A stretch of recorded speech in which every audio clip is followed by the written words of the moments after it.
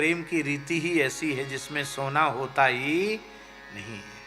हमने नारायण भैया जी के मुखारविंद से सुना कि पूज्य श्री ठाकुर जी, परम श्रद्धेय प्रातस्मरणीय श्री घनश्याम दास ठाकुर जी, पूज्य श्री राधा बाबा के बहुत अधिक लाडले। तो बाबा बार बार इच्छा करते कि ठाकुर जी हमारे पास आके रहें, और महाराज जी वेणुमत कुंज वाले महाराज जी भेज भी देते उनको। तो प्रातः मंगला से लेके और प्रत्येक सेवा में ठाकुर जी पदगान में रहते। जैसे गिरिराज जी की परिक्रमा बाबा करते तो ठाकुर जी पदगान करते, और दोपहर में प्रसाद भिक्षा लेने के बाद फिर ठाकुर जी को बुला लेते, तो फिर एकांत में केवल ठाकुर जी और बाबा सत्संग करते। फिर शाम को भी, अब फिर जब शयन ब्यारू के बाद जब शयन होता तब फिर ठाकुर जी को बुला लेते। तो पूरी रात सत्संग चलता, कभी बाबा कुछ बोलते, कभी ठाकुर जी सुनाते। और जब सवेरा होता, स्नान का समय होता, तो बाबा अपने स्नान के लिए चले जाते, और ठाकुर जी कहते ठाकुर अब स्नान को समय है, स्नान कर ले। ठाकुर जी भी स्नान के लिए चले जाते। तो कई दिन व्यतीत हो गए, ठाकुर जी सोए नहीं, कई दिन। शरीर का धर्म तो शरीर के साथ है कि नहीं। तो एक दिन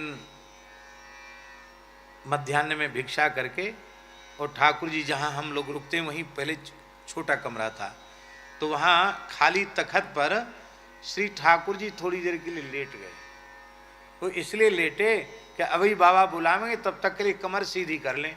अब कई दिन से सोए नहीं थे, खाली तखत पर लेटे लेटते ही नींद आ गई। और बाबा आचमन करके, और बाबा विकल हो गए, ठाकुर क्यों नहीं आए।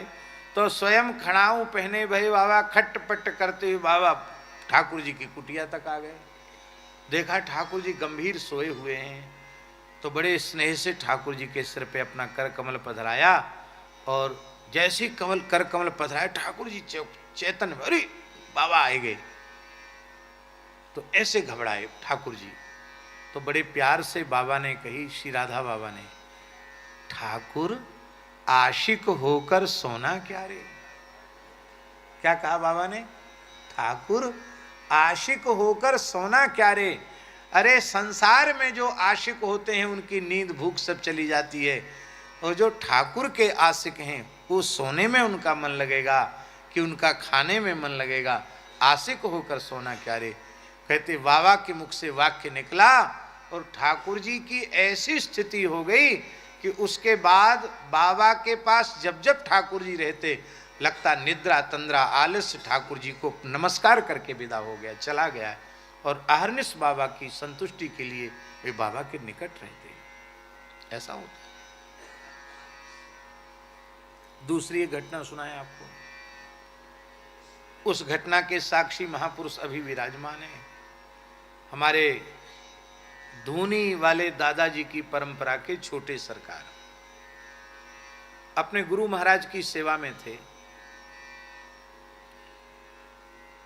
और सिद्धों की लीला बाबा बड़ी विचित्र होती है। गुरु महाराज बड़े सिद्ध थे। वो क्या करते गुरु जी, वो एक क्षण भी फालतू नहीं रहने देते, किसी न किसी काम में लगाते।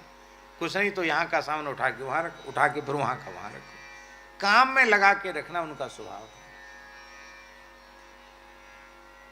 और गुरु महाराज जब से जगें तब से सोने तक लगातार सेवा, और सोते भी गुरु महाराज के निकट ही थे वो। और उनके जगने से पहले जग जाना। गुरु जी 2 बजे रात को जग जाते, उसके पहले जग जाओ। और सोने में उनकी इच्छा, जब सोएं, जब सो जाएं तब सो, और जगें उसके पहले जग जाओ।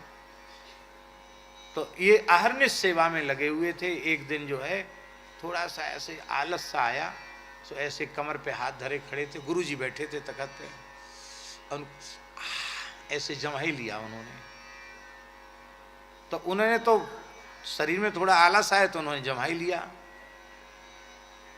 और उनके गुरुदेव बड़े सरकार ने पता नहीं कितनी शीघ्रता में एक थप्पड़ जमाया मुंह पर, गाल पर। इतनी जोर का थप्पड़ जमाया कि वो खड़े के खड़े नीचे उलट गए। इतनी जोर का थप्पड़ जमाया। पूरे 6.5-7 फुट का लंबे थे महाराज, बड़े विशाल शरीर था उनका गुरु महाराज का। एक जड़ा एक में जय सिया राम, नीचे गिर गए। गिरे तो प्रणाम करके फिर उठ के खड़े हो गए। तो उनके मन में ये नहीं समझ में आ रहा था कि आखिर हमसे भूल क्या हुई जो गुरुजी ने इतना दिव्य प्रसाद कि एक में हंडा जैसो जर गयो, ऐसो प्रसाद गुरुजी ने काय को दियो भैया। मन में सोच रहे, मन में सोच ही रहे थे, तब तक गुरुजी बोले तुम्हारी वृत्ति सेवा से हटकर शरीर पर गई, इसलिए आलस से आया जम्हाई आई। सेवक को जम्हाई आलस से नहीं आना चाहिए। सेवक की वृत्ति यदि सेव्य के ऊपर है तो देह धर्म उसका स्पर्श नहीं कर सकता। तुम्हारी वृत्ति गुरु महाराज से हटकर अपने शरीर पर गई, इसलिए आलस से आया। वे महापुरुष आज भी विराजमान, कहते जब तक गुरुजी शरीर विराजमान रहे उसके बाद मुझे कभी जीवन में उनके सामने न जम्हाई आई, न आलस आया, न ये समझ में आया कि मैं थक गया थोड़ी देर विश्राम कर लूं। एक थप्पड़ में ही आलस तंद्रा हमेशा के लिए विदा हो गए। पर ऐसी श्रद्धा हो, ऐसी निष्ठा हो।